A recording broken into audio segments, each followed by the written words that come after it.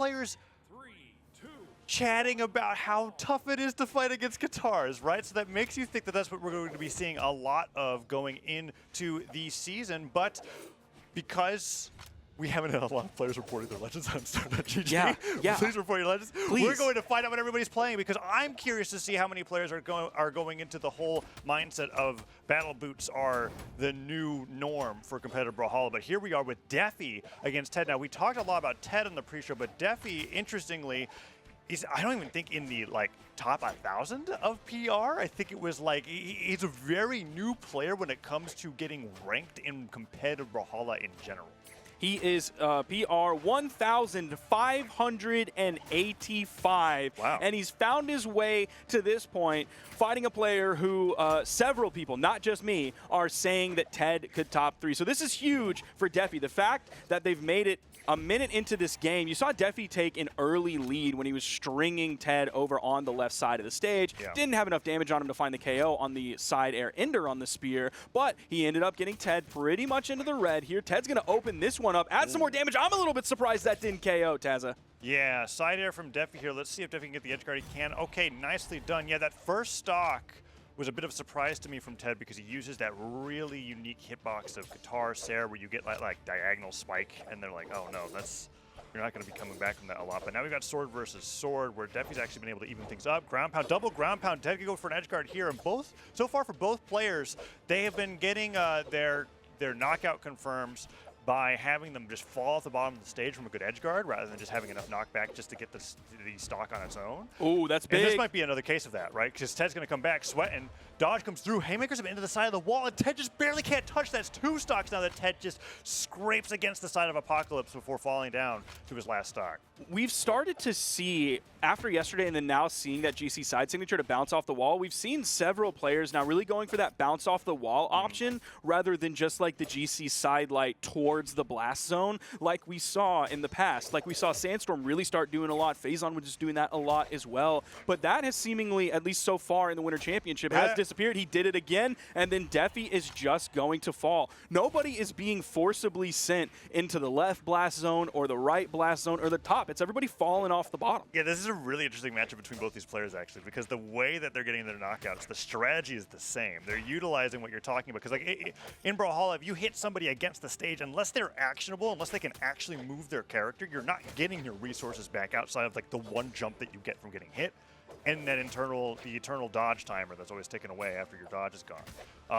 And Ted and deffy are both kind of like, okay, if I know that they have to touch the stage or they're going to touch the stage, I might as well hit them on their way and then continue the edge guard there, or sometimes just get the stock outright. So Ted versus deffy now in this game number 1. We might see an edge guard scenario where it's the exact same thing. Ted gets those Sares, deffy sweats back to the stage, and Ted with a little bit of a late ground pound allows deffy to get back, touches the stage, and now it's a very close match between these two players here in game number 1. Sidelane, the downlane doesn't hit, and deffy gets the wake up Sare. Sparky, this first game 1's looking really close. Neutral light coming out from Ted. You see him looking for the KO moves, going to toss that weapon away. It's now back to sword versus sword.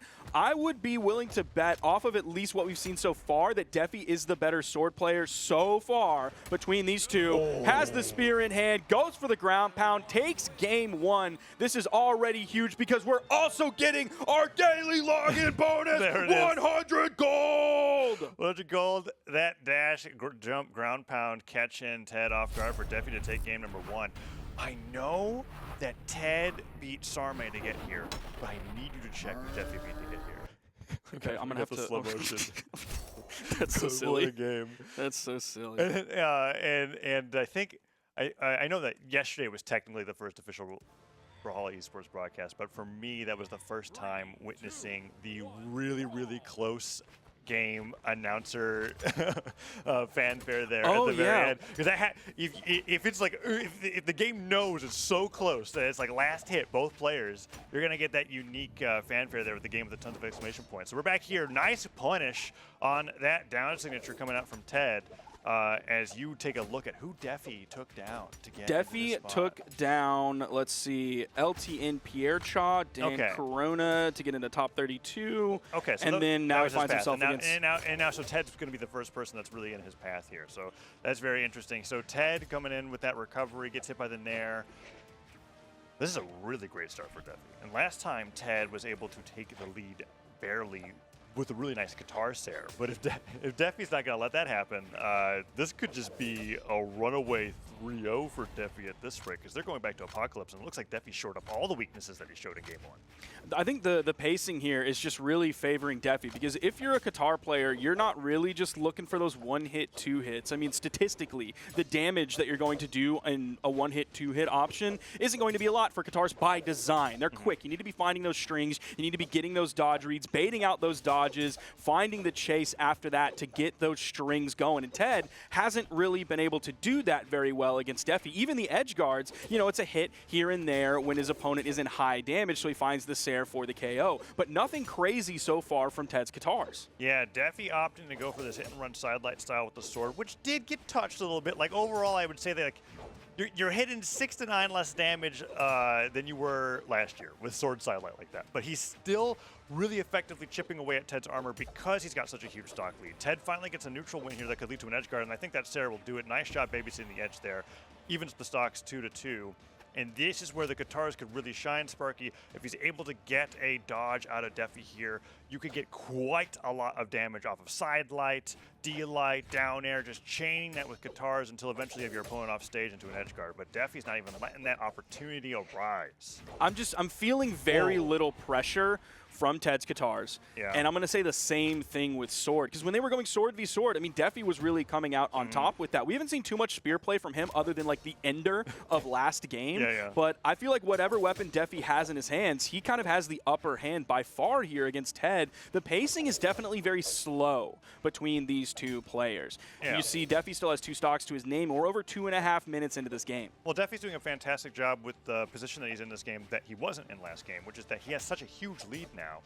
That he can really take advantage of the fact that Ted has to go in and break the pressure that he's applying by holding that center stage. Weapon throw into pickup. Sidelight again. deffy just really chipping away the damage from Ted here. And Ted just can't solve the equation that is deffy's defense here on Apocalypse. Dodges through that side air. This could be where Ted brings it back here. His edge guards against deffy have been fantastic. He catches those landings quite a bit.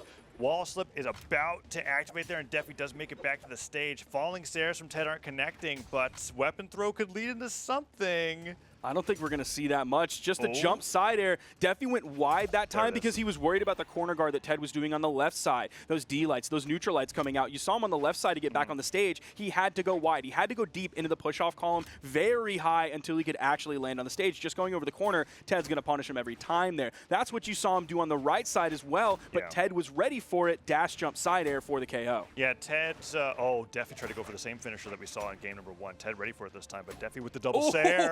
That's it, and Ted knows it, jumps off to the blast zone, and that is going to be deffy with a solid game number 2. We can take a look at the damage distribution there towards the end of that game. That's an old graph. Who is that? That's Acno and Blaze versus I can't tell. It's too squish.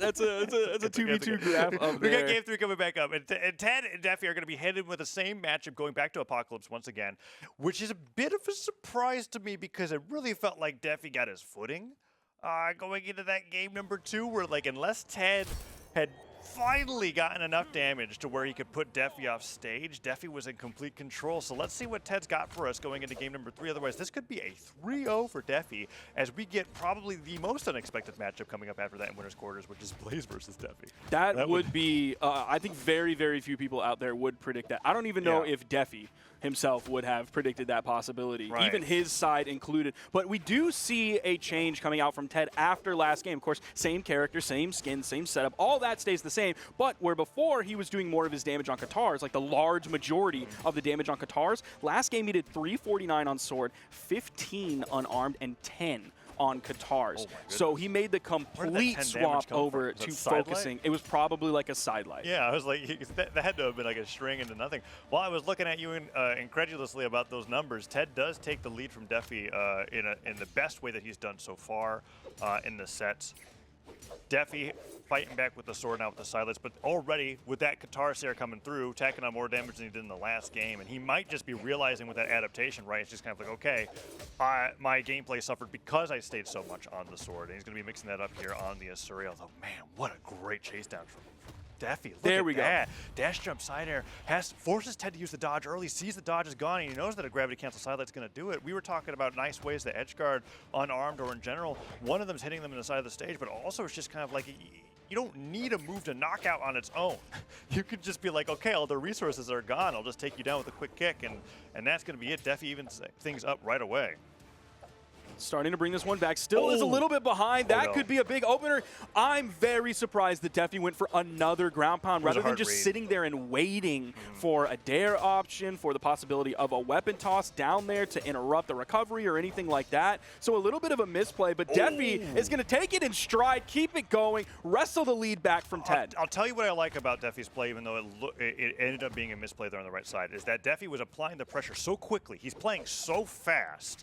And he didn't stop playing fast after that missed, right? Like, Ted came back to the stage. He was kind of like, I don't care. I'm going to be throwing out a move as fast as I possibly can, constantly forcing you to use these defensive options until you've got nothing left. And he got the stock with it the second time around when he got the dare punish on the wake-up recovery from Ted. And now that we've got ourselves an even game, Deffy has come back from a stock deficit with how much pressure he was applying on that second stock. Now we are absolutely even between these two. Going to pick up a nice little two-piece and grabs the sword. Neutral air, a little bit of juggle action coming out. Also picks up the D-Light side air to punish. Oh, Ted is going to whiff the punish on like one of the most, I feel like the longest time that you've ever had to learn how to punish a signature. Is Deffy going to make it through? Okay, Deffy gets back over up to the wall. Not being able to punish a Hattori neutral signature when you're completely like out of danger, that's rough for Ted. I cannot believe both players are taking the risks that they're taking with these ground pounds. Just one after another jumps out of the way. Deffy, you've got 3 exclamation points. Dude. He can't even make it back.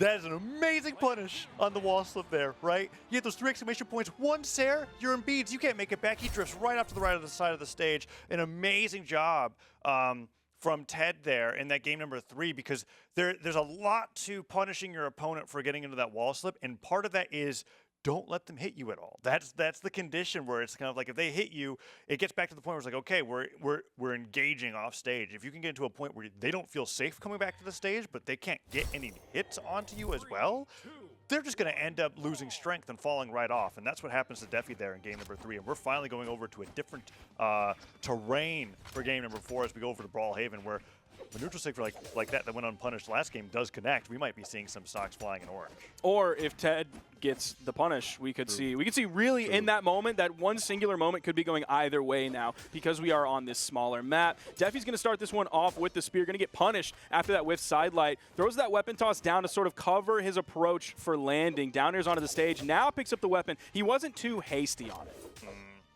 We got sword versus sword again. And dude, he's got to stop doing that. So Deffy's actually gotten punished for that a few times already, but it was Apocalypse, so you didn't have enough knockback for it to matter. Brawlhaven's blast zone's just too close. We talk about it every single time. I know you're tired of hearing about it, but that's just the truth. We get to see that over and over again because Ted, with that sword ground pound, and Ted's been good about that too. He's noticed that Deffy is really jumping the gun on launching the sword ground pound and those edge guards, and now he's getting those return ground pounds like so, right? He's seeing Deffy go for these ground pounds, and he's just hitting him for it. Yep.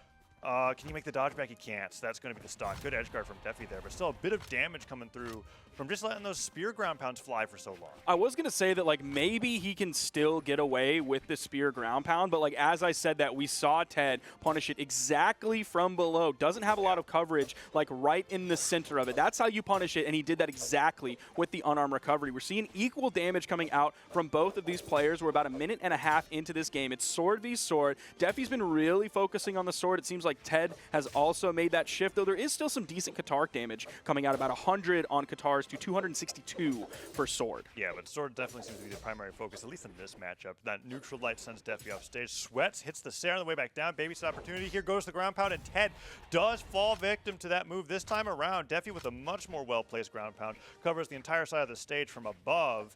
Ted goes down off the bottom of the map and is now one stock away from potentially being sent to the elimination bracket, but they've been keeping it close this entire set. I could not imagine it being any different this time around. He's still doing it. Bro, Ted is in white right now. You are very much in the red. Still going for that is crazy. Yeah, Deffy just is like, okay, you're off stage. I'm not even going to give you a chance to think. And that just might be how he plays comfortably. Honestly, he's caught Ted off guard with it more than he has been punished for it. So I'm willing to to just keep going with that until I really see that it's just detrimental here. Let's see, Ted gets the ground pound, dare. Edge guard opportunity here. Deffy, nice job, gets the line of sight for the spear recovery to come through. It hits, doesn't get the pickup on the weapon throw down, but the sword gets picked up, and that's the punish that we were looking from game number 3. Going into game 4, Ted edge guard opportunity here. Deffy's gonna have that wall slip activating pretty soon. He's gotta be careful, all 3. We saw him sweating on the way back down.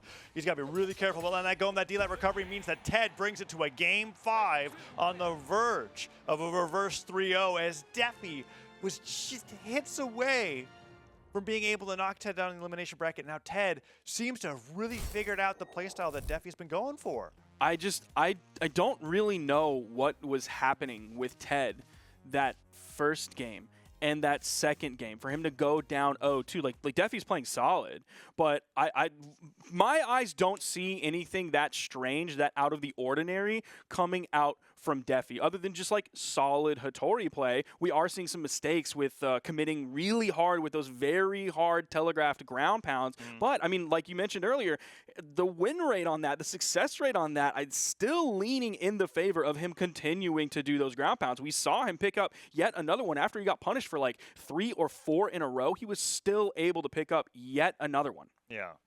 We'll have to see how this game plays out, because something that I was beginning to notice in game 2, even though Ted ended up dropping that game, we might be going to APOC for game 5. Oh no, Demon Island, really mixing things up. Is that the strengths for Ted were in the edge guards, and in fact, his pressure when he has Deffy on the edge has gotten so good that I got to see, honestly, for the first time in a while, a wall slip edge guard where he got hit out of that and just couldn't get any of his jumps back. And we even saw it on the way back to Brawlhalla of all stages. He's been really capitalizing on that strength.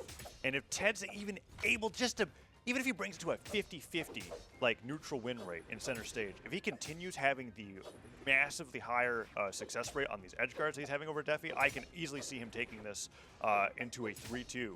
But Deffy now switching over to the Tigress. Still, I mean, this is interesting, right? Because it's been a Tori the entire way through, and now we've got ourselves a Ditto with the guitars and the sword, and Deffy opens it up right away with a 30-second stock. Now, even though Deffy is playing a different character here, I feel like we're seeing basically the exact same thing that we did in game 1 in game 2. We have Deffy putting out much more damage than Ted is able to put out onto Deffy. We saw Ted falling off the bottom blast zone because he didn't have enough stuff to get back. He wasn't sent immediately forcefully while still in hit stun into the left, into the right, into the top. It was just him falling in sweat beads down below because his movement economy was gone. Going into this stage, I would have said because of those small walls and Ted's success in the offstage game, this was going to favor Ted, but so far it's been favoring Deffy. Those edge guards really haven't come into play whatsoever for Ted to exploit. Yeah, I mean, there's also just a lot less wall to cling onto to slip in the first place. So we have to see Ted get those edge guards to begin with, and this is the first time that we've got it. Let's see him go for it. Downer gets him all right. So when Deffy's off stage, Ted's pretty well versed with edge guarding Deffy at this point in time. And now we're going to have to see what weapon goes over to Deffy. If a weapon goes over to Deffy at all, Sidelight, D-Light, Nair tries to get the dodge. Ted not opting to pick it up, but just continue denying it. And Deffy fighting for it, not dodging in, and as a result, taking a ton of damage. Finally, slips through, gets the guitars, took about 3 or 4 clean hits, and now Deffy returning in kind with his own guitars. Recovery hit sends him off to the left side of the stage, and Ted's on the hunt with these guitars here. Let's see if we can get started as the game's getting close to even, but Deffy is still finding those hits. But these are the situations, right, Sparky? He's got Deffy on the right side of the stage. Can Deffy get the same ground pounds and guitars that he gets with sword? Let's find out. He waited, he delayed, he knew yet again. It seems like it doesn't matter what legend he's playing, what weapons he has in his hands, you're going to be expecting that ground pound coming out from Deffy. Ted knew that was coming, so he didn't jump right away, waited for that ground pound to come out, went wide into the push-off column, saved his movement options, and got back to the stage. He still is absolutely behind here. This could be the start of something big. He's going to focus on the edge guard, goes off, dashes off the stage, goes for the gravity cancel neutral light there. I was wondering if it was supposed to be neutral light there, or if he was supposed to pivot it, because if he pivoted, I think it guaranteed covered everything on the wall. Oh, but the recovery comes through. Okay, Ted did a phenomenal job bringing that back. It's up to Deffy here to get this game 3 by denying the weapon long enough that he can get a good amount of damage. Now, that was the perfect spawn, but Deffy still got 3 hits through. Now, Ted on the side of the stage. Deffy goes to the ground pound, but that weapon throw didn't convert to anything, and Ted wasn't able to get that stock as nearly as fast as he was hoping. So comparing the two edge guards here is we're just essentially seeing from deffy, it's a lot of ground pounds. It's kind of one-dimensional gameplay. So even though like that last time we saw it happen, Ted wasn't able to really punish with more than a weapon toss, that's still not the worst thing in the world because he's not getting hit by it. And sometimes he is finding that punish. But Ted, on the other hand, in the edge guard where he is more successful. Oh, is that going to end this one right here? Setting up for the edge guard, hits the side air. No shot. He's getting back here, and that is a JV2 huge upset for PR 1,585 against Ted. What an amazing finisher there too, because I think he let the side sig, so he lets the side sig rip a little bit early before it would have naturally connected, so that you could get that swing a little bit earlier. That skill expression is something that we see with Gauntlet ground pound or Boots ground pound, right? Where if you let the move go a little bit sooner, you get that swish, that swing that can hit somebody, whereas if you let it naturally connect, and because Asuri's got that charging animation with the side stick, you let that go early, you get the swing, you get a really early knockout, and that completely